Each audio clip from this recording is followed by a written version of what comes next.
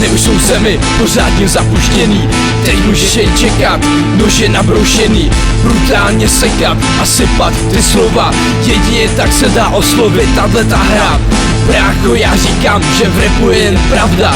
Pro tebe je rap tak akorát sranda. Vše co dávám ber naprosto vážně, nebo od naší bandy dostaneš lekci kázně. Teď už je tady konečně rok 2013. Pustil jsem se do toho, jedu jak nákladní vlak. V tomhle vlaku ty nemůžeš ale nikdy sedět.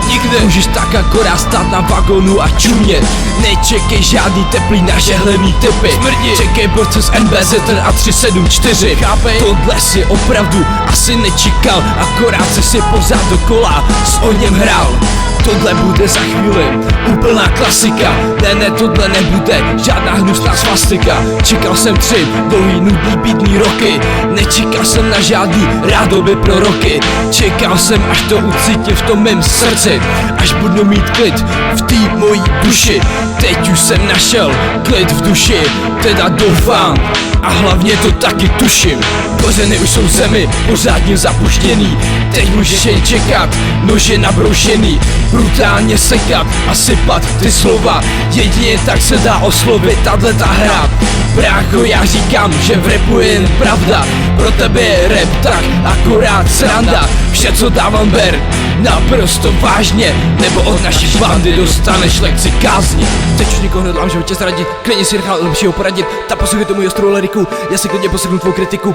Bohužel nesem si teda doby kritiky, takový ty typický youtubera huliči. Tyhle typové jsou úplně jinde, jak už jsem to jednou psal, jsou v hovně. To teďka jsem chtěl strašně moc nudně, co mám na srdci, tak ze mě půjde. Tak očekávej, track za trackem, rap je hra, kde může dát všechno ven. Někdo se to snaží dát za dobrý ksicht, mačetu, asi za chvíli čeká pes, pochčivu hlavu a nejenom jemu, je mi to fuk, já si to na takovému. Kořeny už jsou v zemi, pořádně zapuštěný. Teď můžeš jen čekat, nože nabroušený, brutálně sekat a sypat ty slova. Jedině tak se dá oslovit tato hra.